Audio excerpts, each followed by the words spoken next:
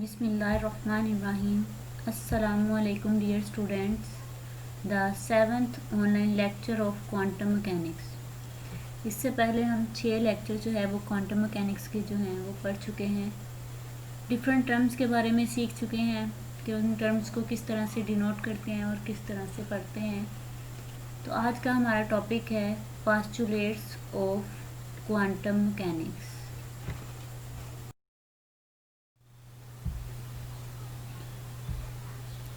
हम स्टार्ट करते हैं postulates of quantum mechanics. There are 5 postulates of quantum mechanics. First one is state of a system. Second है representation of dynamical values, representation of dynamical variables, expectation values, state of a given function. यहाँ पर हम ये आज जो study करेंगे इन 5 postulates को study करेंगे, जिसमें हमारे पास स्टेट ऑफ द सिस्टम होगी। जो सिस्टम की स्टेट जो है वो उसको किस तरह से डिनोट करते हैं या डिफाइन करते हैं वो हम देखेंगे। डायनामिकल वैल्यूज़ क्या होती हैं, उनको किस तरह से हम लिख सकते हैं, और डायनामिकल वेरिएबल्स क्या हैं। एक्चुअली में डायनामिकल वेरिएबल्स जो हमारे पास होते हैं वो एक क्वांटिटी होती है जो किसी भी सिस्टम को डिस्क्राइब करती है। अब वो किस तरह से हम उसको क्लासिकली इसको रिप्रेजेंटेशन करते हैं डायनामिकल वैल्यूज़ को, वेरिएबल्स को, और किस तरह से हम क्वांटम में किस तरह से डिस्क्राइब करेंगे वो हम देखेंगे। एक्सपेक्टेशन वैल्यूज़ पर पूरी एक लेक्चर्स भी मैंने आपको दिया है इसका, लेकिन आज जो है वो पोस्टुलेट्स भी है, क्वांटम मैकेनिक्स का एक पोस्टुलेट्स भी है एक्सपेक्टेशन वैल्यू, तो इसलिए हम इसको भी देखेंगे। State of a given function के किस फंक्शन की जो है वो स्टेट किस तरह से हम बता सकते हैं, तो उसको आज हम स्टडी करेंगे। स्टेट ऑफ अ सिस्टम, इससे पहले भी हम इसके बारे में पढ़ चुके हैं कि स्टेट ऑफ अ सिस्टम क्या होती है।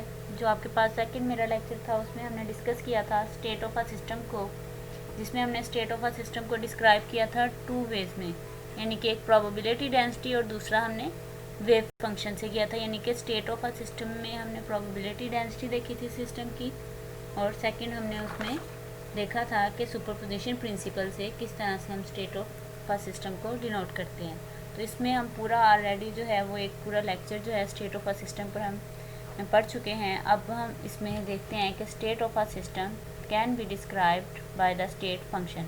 ये हमें पता है कि जब स्टेट ऑफ द सिस्टम को अगर डिस्क्राइब करना है तो वो किसी स्टेट फंक्शन से करेंगे। यानी कि मैंने आपको पहले बताया था कि जो हमारे पास वेव फंक्शन होता है उसको वो हमारे पास एक टूल होता है, एक एंटिटी होती है जो कि हमें इंफॉर्मेशन देती है पूरे सिस्टम के बारे में, कि वो सिस्टम जो है उसकी क्या स्टेट है, उस सिस्टम के बारे में सारी इन्फॉर्मेशन देती है। इसकी मैंने आपको एक एग्जांपल भी दी थी आईडी कार्ड की, कि वो जो आईडी कार्ड आपका है वो आपके बारे में इंफॉर्मेशन बताता है। इसी तरह से जो वेव फंक्शन होता है वो इम्पोर्टेंट होता है क्वांटम मैकेनिक्स में, जो कि हमें किसी भी सिस्टम के बारे में इंफॉर्मेशन देता है। अब उस स्टेट को जो हमारे पास वेव फंक्शन होता है उसको हम साइज से डिनोट करते हैं। अब उसके साथ अगर हम स्टेट बता दें कि इस स्टेट में या इस डायरेक्शन में, इस कोऑर्डिनेट्स में हमें इंफॉर्मेशन चाहिए, तो उसको फिर हम कह देते हैं स्टेट ऑफ अ सिस्टम।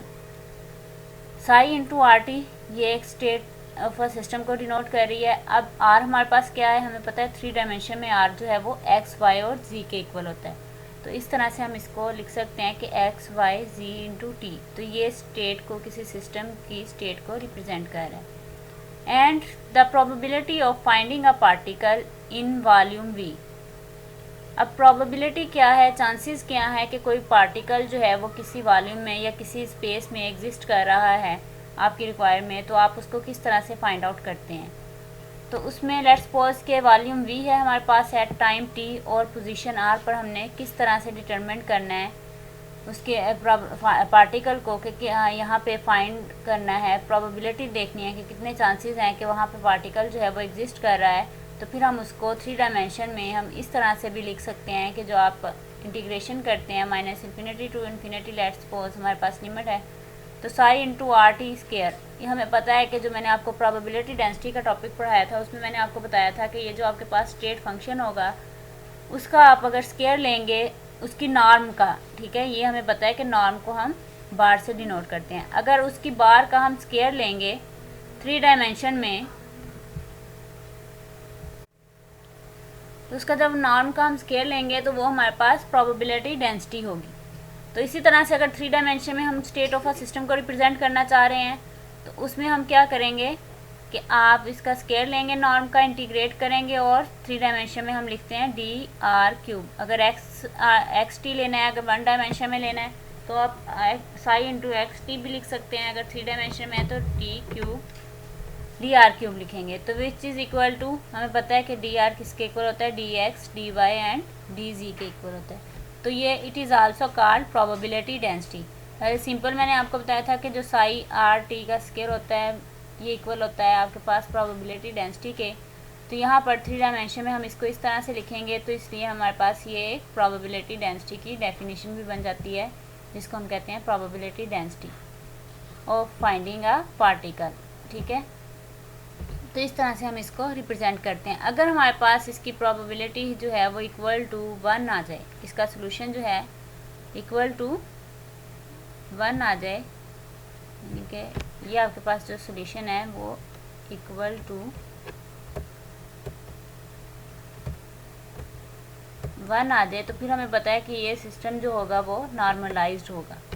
ठीक है, तो इस तरह से हम इसको देख सकते हैं।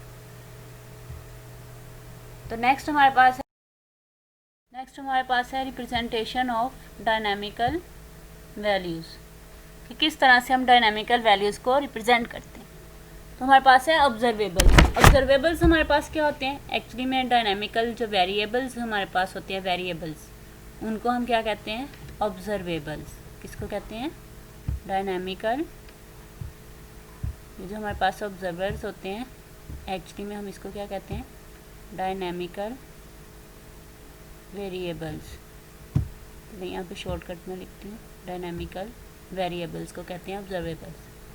यानी कि measurements of every physical measurable quantity is called observable और डायनामिकल वेरिएबल्स। एक लेक्चर जो है वो पूरा हमारे पास था ऑब्जर्वेबल्स और ऑपरेटर्स के बारे में, जो हम पढ़ चुके हैं। उसमें हमने देखा था डिटेल से कि ऑब्जर्वेबल्स और ऑपरेटर्स हमारे पास क्या होते हैं। तो अब यहाँ पे हम देखेंगे कि किस तरह से डायनामिकल वेरिएबल्स को हम जो है वो डायनामिकल वैल्यूज़ में किस तरह से लिख सकते हैं। तो यहाँ पर हमारे पास जो है वो पोजीशन है जो एक ऑब्जर्वेबल। इसको क्लासिकल रिप्रेजेंटेशन में हम किस तरह से लिख सकते हैं, क्लासिकली में हम इसको एक्स वाई एंड जी से डिनोट करते हैं पोजीशन को, यानी कि एक्स और वाई और जी में। लेकिन क्वांटम रिप्रेजेंटेशन हमारी थोड़ी सी डिफरेंट है। क्वांटम की लैंग्वेज मैंने आपको बताया था, जैसा कि इसमें हम क्या करते हैं, ऑपरेटर्स की फॉर्म में लिखते हैं। यानी कि एक्स के ऊपर हैट लिखेंगे तो उसको हम कहेंगे ये क्वांटम में पोजीशन है ऑफ एक्स की। ठीक है, ये एक्स जो है वो पोजीशन है। इसके ऊपर अगर हैट लिख देंगे तो इसका मतलब ये क्वांटम में हम रिप्रेजेंट कर रहे हैं। अगर हैट नहीं लिखेंगे तो इसका मतलब हम क्लासिकल में रिप्रेजेंट कर रहे हैं। लेकिन जो मेजर्स वैल्यूड होंगी दोनों की, वो हम इसको रिप्रेजेंट करेंगे आफ्टर सोल्यूशन जो है वो प्रॉब्लम के, हम उसको एक्स वाई और जी से लिखते हैं। तो ये आपके पास जो है वो मेजरेबल वैल्यूज़ होती हैं। तो इस तरह से आप इसको रिप्रेजेंट करते हैं। नेक्स्ट हमारे पास है मोमेंटम। मोमेंटम को किस तरह से रिप्रेजेंट करते हैं, हमें पता है जो क्लासिकल में मोमेंटम हमारे पास क्या होता है, P is equal to M V of X, यानी कि मास मल्टीप्लाई बाय वेलोसिटी का प्रोडक्ट जो होता है वो हमारे पास मोमेंटम होता है। अब ये v ऑफ x मैंने लिखा है तो ये हम ओनली x डायरेक्शन में ले रहे हैं। अगर मैं v ऑफ r लिखती तो इसका मतलब था हम x, y और z तीनों डायरेक्शन में लिख रहे हैं। तो यहाँ पर हमें पता है कि जो वेलोसिटी होती है वो rate of change of displacement होती है। तो ये आपके पास rate of change of displacement है जो कि इक्वल टू वेलोसिटी है। तो आप इसको इस फॉर्म में भी लिखते हैं क्लासिकल में। अब क्वांटम में इसको रिप्रेजेंट किस तरह से करते हैं मोमेंटम को, तो वो आपको पता है P ऑफ x, अगर x डायरेक्शन में हम लिख रहे हैं तो ये ऑपरेटर की फॉर्म में लिख के शो करेंगे। और ये किसके इक्वल होता है, जब भी हम थ्योरम्स करते हैं, प्रॉब्लम्स करते हैं, तो P ऑफ x की जगह हम क्या लिखेंगे, minus aorta H cut curly over करली x, तो इसके इक्वल हम लिखेंगे। तो यहाँ पर जो एओटा होगा वो आपके पास, ये आपके पास ओनली x डायरेक्शन में है। अगर आप इसको 3 डायमेंशन में लिखेंगे तो फिर आप इसको इस तरह से लिख सकते हैं कि जो आपके पास P है, ठीक है, ये आपके पास आ जाएगा P, which is equal to minus iota, ठीक है, एज कट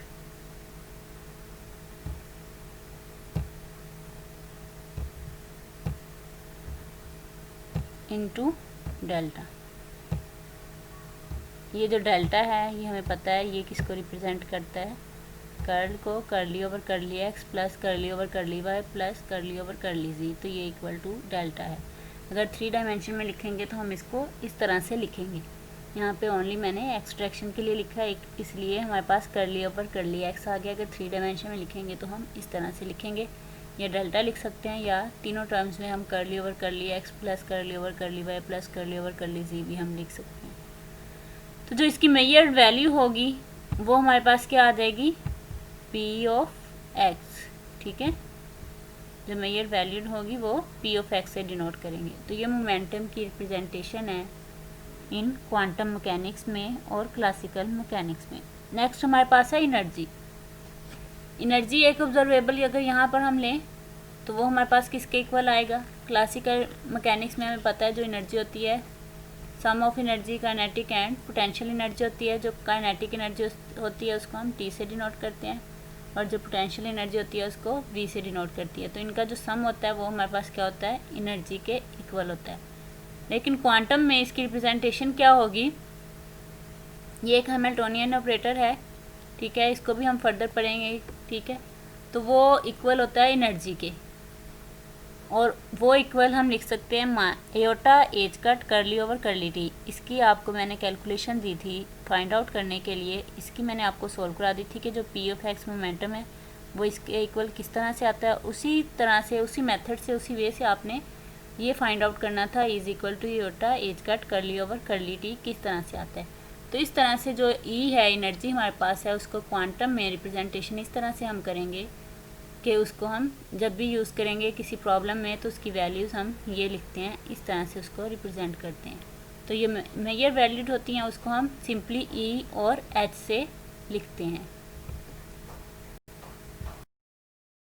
नेक्स्ट हमारे पास है रिप्रेजेंटेशन ऑफ डायनामिकल वेरिएबल्स, कि किस तरह से हम डायनामिकल वेरिएबल्स को रिप्रेजेंट करते हैं। एक्चुअली में हमारे पास जो डायनामिकल वेरिएबल्स हैं वो भी आपको मैंने बताया जैसा कि ऑब्जर्वेबल्स को कहते हैं, ठीक है, कि कोई भी आपने ऑब्जर्व करना है, कोई भी आपके पास ऑपरेटर है यानी कि पोजीशन का है या मोमेंटम का है, उसको किस तरह से हमने रिप्रेजेंट करना है, तो वो हमारे पास डायनामिकल वेरिएबल्स कहलाते हैं। The only possible values for an observables are, सिर्फ वही पॉसिबल वैल्यूज़ होंगी ऑब्जर्वेबल्स के लिए कि यहाँ पर आपके पास कोई ऑपरेटर है, उसको हमने मल्टीप्लाई करना है साई से। तो इस तरह से हम लिखेंगे operator multiply by Sai measurable value H, ठीक है। अब यहाँ पे आपको मैं इसकी थोड़ी सी एग्जांपल कि किस तरह से ऑपरेटर को हम लिखेंगे, आपको पता है ऑपरेटर को हम एच से लिखते हैं, और सॉरी हैड के साथ रिप्रेजेंट करते हैं। यहाँ पे ये ऑपरेटर है आपके पास, यहाँ पे मोमेंटम ऑपरेटर्स भी हो सकता है, लेकिन ये एक सिंपल आपको मैंने इक्वेशन से डिनोट किया कि किस तरह से हम इसको रिप्रेजेंट करते हैं डायनामिकल वेरिएबल्स को। तो यहाँ पे आपके पास वो ऑब्जर्वेबल है यानी कि एच है, ऑपरेटर है कोई, इनटू फंक्शन आपके पास स्टेट फंक्शन साई साथ में आप लिखेंगे, which is equal to measurable values को हम सिंपली लिखते हैं, उसके ऊपर हैड नहीं लगाते, ऑपरेटर से नहीं शो करते। यहाँ पे आपके पास जो मेजरेबल वैल्यू है वो आ जाएगी, इनटू फंक्शन आपका आ जाएगा। तो इस तरह से हम रिप्रेजेंट करते हैं डायनामिकल वेरिएबल्स को। Measured value is also known as eigenvalue, कि यहाँ पर जो आपके पास मेजर्ड वैल्यू होती है वो हमारे पास क्या कहलाती है, आइजन वैल्यूज़ भी कहलाती हैं। And Sai is eigen function, तो साई इज़ आइजन फंक्शन। कोई भी आपके पास इस तरह की इक्वेशन होगी अगर जिसमें आपके पास एक ऑपरेटर है, फंक्शन अप्लाई हो रहा है, और आपके पास कोई वैल्यू होगी मेजर और उसके साथ फंक्शन अप्लाई हो रहा है, तो वो जो आपके पास वो जो फंक्शन होगा, स्टेट फंक्शन होगा, उसको हम आइजन फंक्शन कहेंगे। और जो आपके पास मेजर्ड वैल्यू आएगी, यहाँ पे अगर लैम्डा साई लिखा होता तो फिर आपके पास जो लैम्डा था वो एक आइजन वैल्यू था, और जो साई है वो आपके पास आइजन फंक्शन है। तो इस तरह से हम इसको डिनोट करते हैं। इसको अदर नेम्स ये आपके पास आइजन फंक्शन और आइजन वैल्यूज़ में देते हैं, और सिंपली आपका ये जो टॉपिक था वो रिप्रेजेंट करते हैं किस तरह से डायनामिकल वेरिएबल्स को होता। नेक्स्ट हमारे पास है एक्सपेक्टेशन वैल्यूज़। एक्सपेक्टेशन वैल्यूज़ क्या होती हैं, इस पे भी हम डिटेल में डिस्कस कर चुके हैं। हमारा एक पूरा लेक्चर था एक्सपेक्टेशन वैल्यूज़ में, तो इसलिए हमने उसमें एक्सप्लेन किया था इसको कम्प्लीटली। अब जस्ट यहाँ पर हम ओवरव्यू लेंगे कि किसी स्टेट ऑफ अ सिस्टम में ये जो पास्टुलेट्स में है क्वांटम मैकेनिक्स में एक्सपेक्टेशन वैल्यूज़ किस तरह से हम रिप्रेजेंट करते हैं। तो हमें पता है कि एक्सपेक्टेशन वैल्यूज़ का हम एंगल ब्रैकेट्स में कोई भी ऑपरेटर जो है जिसकी आपने एक्सपेक्टेशन वैल्यूज़ फाइंड आउट करनी है, तो इस तरह से हम एंगल ब्रैकेट्स में शो करते हैं। जिस तरह से हम मैथमेटिक्स में एवरेज को डिनोट करते हैं, मीन वैल्यूज़ को लिखते हैं, उस तरह से लिखते हैं। यहाँ पर क्वांटम है तो ऑपरेटर्स के ऊपर आप एट यूज़ करते हैं। तो इस तरह से अगर आपने ये फाइंड आउट करनी है तो माइनस ये लिमिट है आपके पास, तो आप क्या करते हैं, साई स्टार लेंगे, फंक्शन साई लेंगे, सेंटर में आप ऑपरेटर को अप्लाई करते हैं, divided by Sai into Sai, यानी कि जो नीचे वाली टर्म है आपके पास वो सेम फंक्शन है, एक साई स्टार ले लेंगे, कॉन्जुगेट उसका लेंगे, सेकंड आपके पास वो फंक्शन स्टेट वेक्टर आ जाएगा। ये डिवीजन में है तो ये आपके पास अपर में है। अगर डिनोमिनेटर जो डिवीजन में है आपके पास वो इक्वल टू ये वाली टर्म जो है इक्वल टू 1 आ जाए, यानी कि ये जो आपके पास डिवीजन वाली ये वाली जो रकम है ये इसके इक्वल आ जाए, इक्वल टू 1 आ जाए, तो फिर ये क्या होगा, एक्सपेक्टेशन वैल्यूज़ इसके ऊपर डिपेंड करेंगी, ओनली जो है आपके पास जो डिनोमिनेटर है उसके ऊपर डिपेंड करेंगी। तो ये आपके पास आ जाएगा नॉर्मलाइज कंडीशन में। जब आपके पास नॉर्मलाइज कंडीशन होगी तब आपके पास ये नीचे वाली जो टर्म है वो इक्वल टू 1 आएगी। तो इस तरह से हम एक्सपेक्टेशन वैल्यूज़ को जो है वो लिखते हैं। State of a given function.